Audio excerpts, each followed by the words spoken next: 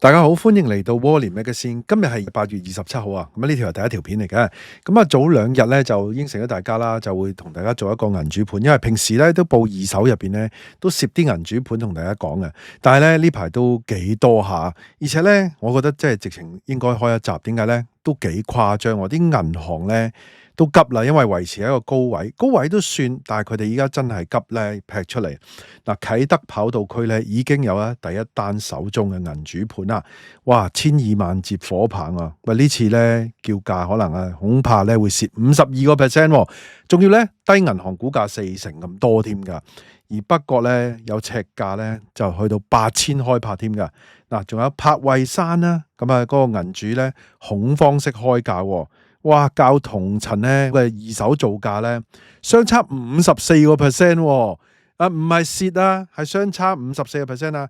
仲有好多嘅盤源啦，例如一啲市區啦，普遍咧嗰個尺價都極低啊，而且咧係股價咧都係一般嚟講都低30%啊。嗱，不如去片啦，同大家咧一一講下呢啲咁誇張嘅情況，同埋討論下個後市啦。我哋開始之前，希望大家免費訂閱我頻道 ，subscribe 我 channel，comment like 同埋 share 埋俾你朋友啊。如果可以嘅話咧，免費 join 埋我 Patreon 作為後備。行有餘力嘅話咧，可以喺 Patreon 嗰度咧每個月請我飲咖啡嘅噃。另外咧，我有一個最高級別嘅會員，咁啊有額外嘅內容啊，敏感嘅議題同埋一啲付費嘅內容俾大家嘅，多謝大家。哇，第一單啊就係01嘅報道啊，咁啊喺啟德嘅跑道區嘅，咁啊出現咧手中嘅銀主盤個案啦。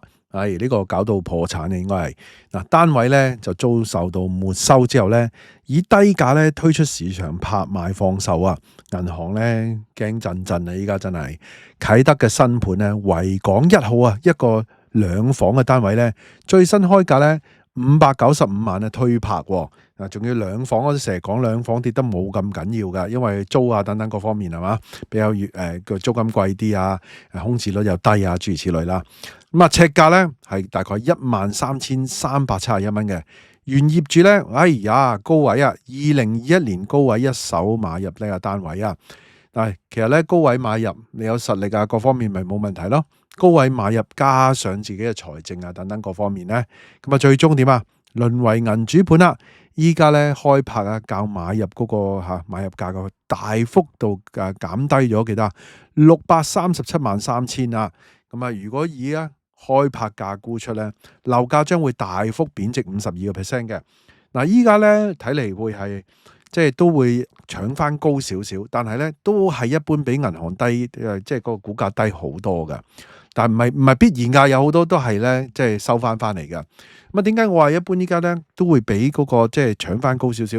係因為依家咧啲銀行依家唔同之前啊，之前啲銀主價咧係比較正常啲。依家咧你睇下見到一劈落去啊52%呢個程度嘅開價啦，咁樣係嘛？兩房595萬啊，啟德啊，自己睇住啦。嗱，嗰個係講緊跑道區啊，13,000。嗱，你話會唔會搶到變咗依家嗰個市價咧16,700咁樣咧？咁啊，應該就唔會嘅，肯定唔會16,700啦。好啦，嗱講翻啦，環亞拍賣表示咧，該單位係維港1號嘅2A 座33樓 F 室嘅，實用面積咧445平方尺嘅，兩房連埋開放式廚房嘅間隔嘅，單位屬於銀主盤，銀主咧源於今年年初叫價咧900萬喎。嗱，今年嘅咋幾個月啊？大幅度減價就係我就話俾你聽啦，佢嗌900，其實咧係賣唔到噶，因為當時尺價係20,225蚊，咁啊一路梗係冇承接啦，你唔使知諗住搶高啊收翻咯嚇。銀主唔係話佢想減價噶，大佬，佢真係試過賣唔到，同埋多盤啊嘛依家。嗱，直至咧近日咧，銀主再將單位重新推出市場拍賣啊，最新開價咧595萬，頭先講咗啦，折合尺價13,371啦。嗱，可見單位咧8個月內咧大幅劈價咧305萬啊！嗱，即係8個月劈咗34% 噶啦。咁啊呢個半新盤嚟嘅，咁啊單位都係新淨嘅，咁啊保留翻發展商原本嘅裝修同埋部分嘅家具。咁啊狀態咧，嗱佢啊即係吹到咧媒體定係我唔知啦，淨係環亞啦，吹到話咧就淨係同新嘅幾乎一樣咁啊，梗係冇可能啦，係嘛？2021到依家幾多年啊？4年啦，點會新嘅一樣呢？咁樣好啦，咁啊我哋再講下一個啦，下一個我哋拍鏡頭 pan 去港島區啦，係嘛？呢個都誇張啊，呢個價錢都跌得犀利啊！嗱，你見佢咧啲裝修都唔係太舊嘅喎，係嘛？同埋咧連平台㗎嚇。嗱，講翻啦，嗱，根據經濟日報嘅報導，銀主盤嘅數量咧高居不下啊！咁啊，部分特色單位咧亦都趁勢推出啦。當中咧北角城市花園一伙咧嚇，位於第6座嘅低層，連埋平台嘅特色戶啊，特色戶貴好多，咁啊一般嚇。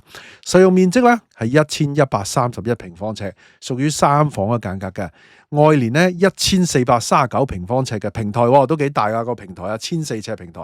嗱，單位咧啱啱咧就拍賣啦，以990萬咧就假中誠拍賣行咧公開拍賣，造價咧就較匯豐銀行嘅估價1423萬咧，足足低咗成30%噶。嗱，尺價咧就係講緊啊8753蚊嘅。咁啦，即係依家都係咁噶啦。嗱，不過依家呢啲都特色戶，仲要係裝修都比較新啲嘅，都要點啊？都要8000幾啊！都要劈價啦。依家冇辦法㗎呢啲情況。好啦，嗱，跟住呢單咧特別少少喎。呢單咧就唔係講銀主劈價幾犀利幾犀利，都犀利都犀利。不過咧呢單係想講咧，啱啱有一個二手成交咧，業主新業主買家啦或者叫做接火棒喎，買貴咗好多。點解啊？嗱，依家報俾大家聽啊。咁啊，根據經濟日報嘅報導啦，咁啊銀主盤存量高企啦，截至8月中咧嗰個存量430啦，咁啊同7月底相比咧441相若，我諗爭幾個到啦嚇，大概咁樣啦。咁啊點解咧？因為銀主大幅度減價咧，咁啊所以咧走到啲貨，咁啊但係咧一路又有啲新嘅入嚟啦，係嘛？大家唔掂啊，成啊等等嗰啲啦，咁啊亦都係咧銀行咧就持續大幅度減價促銷，咁嗱。講翻點，我一路成日講話，喂，大幅度點樣大幅度促銷啊？點勁法啊？減得點勁？話同之前咧比就腰斬咁樣，咁同之前比啫。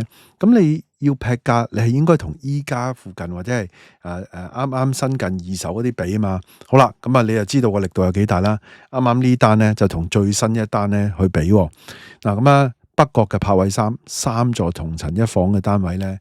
嗰個依家啱啱有個業主接咗火棒咧，比起早前個銀主盤咧貴54%接火棒喎，喺邊度咧？嗱，根據土地註冊處顯示啦，北角嘅柏偉三座7樓 B 室，實用面積570平方尺，屬於一房嘅間隔，咁望樓景為主喎。啱啱咧，你估下用幾多錢咧？用1200萬易手啊，尺價咧講緊咧21053蚊啊！呢個價錢我都覺得係咪好誇張啊？好唔合理啊嘛！一房用1200萬易手，我覺得有啲怪咯，係嘛？我覺得有啲怪，即係同大富豪話用5億裝修，然之後咧裝修完之後又話喂2個月又話唔做啦咁樣嘛。我即係唔知即係大家有啲咩睇法，你不妨喺下低咧同我講啊。嗱，原業主咧2019年咧仲貴，原業主以1505萬1千蚊咧買入呢個單位，持貨6年，帳面咧蝕讓305萬，期間貶值20%，咪變得少咯。因為佢肯用1200萬接火棒啊嘛，呢個業主一房啫。嗱，佢又唔係特別啲乜嘢好勁嗰啲，唔係咩會展角嗰啲地方。嗱，講翻個銀主盤早前噶啦即係講緊佢依家呢個高過銀主盤54%。嗱，之前咧柏偉三座7樓 C 室，實用面積咧519平方尺，屬於一房間隔。原業主咧2019年咧都係貴噶，以1421萬9千咧購入。嗱，呢個細少少嘅啫，細幾廿尺嘅啫。咁咧其實咧舊年12月咧已經淪為銀主盤噶啦。咁喂。啲高位入市千幾萬、1400萬買個一房係嘛？即係啲理財都係搞唔掂，投資嗰啲係嘛都搞唔掂啦。難怪真係咧搞唔掂啦，變咗銀主盤。嗱，6月咧由銀主咧當時以780萬售出，尺價咧係講緊15029蚊。嗱，呢個一房係細少少，大概780萬。頭先嗰個1200萬一房。嗱。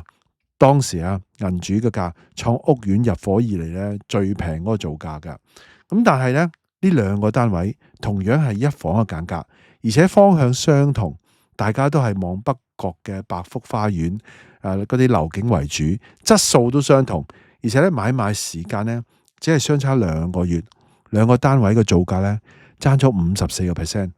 咁樣嗱，除咗你見銀主係決心平價沽貨之餘咧，佢真係成交啊嘛，係嘛？即係好似冇乜點搶高到啦。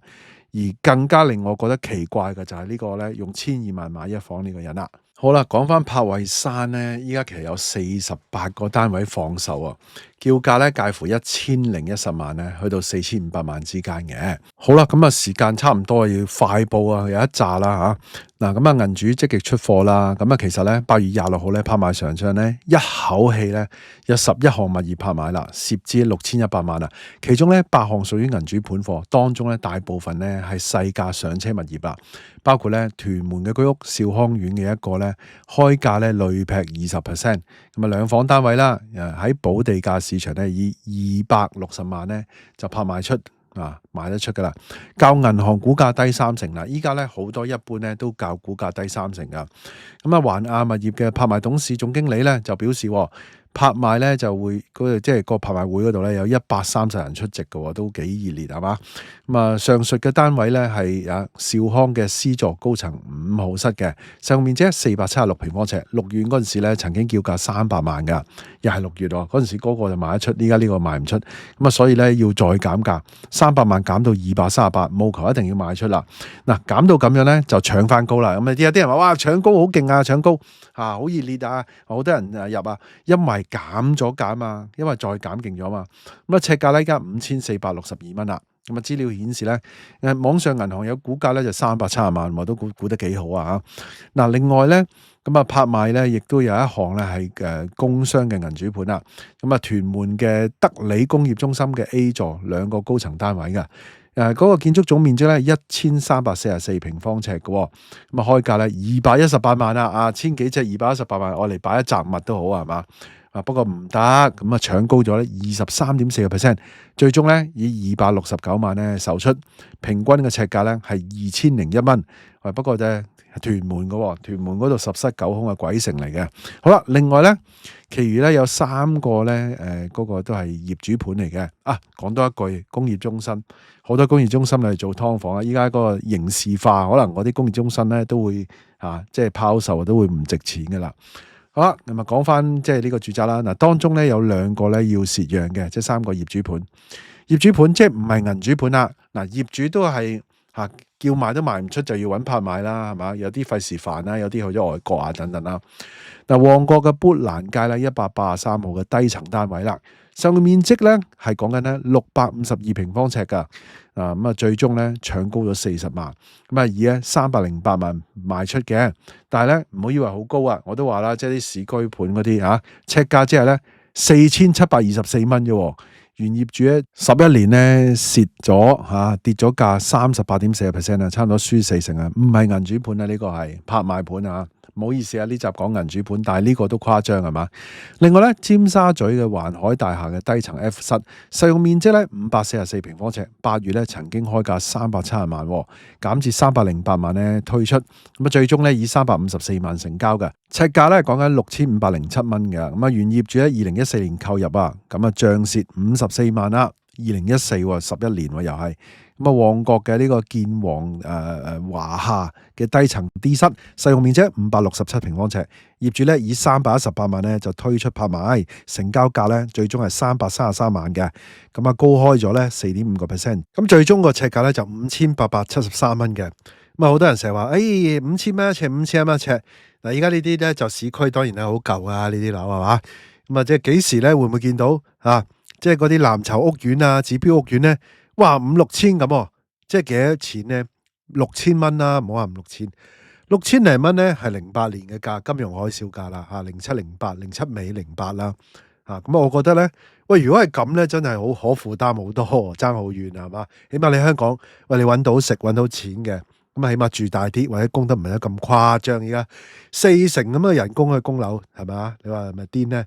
好啦，嗱，今集內容差唔多啦，下一集再見啊！大家都聽到嚟呢度啦，希望大家 like 埋呢條片啦 ，share 埋俾朋友，記得未 subscribe 嘅要 subscribe 埋啊！可以嘅話，join埋我 Patreon啦，多謝收看，拜拜。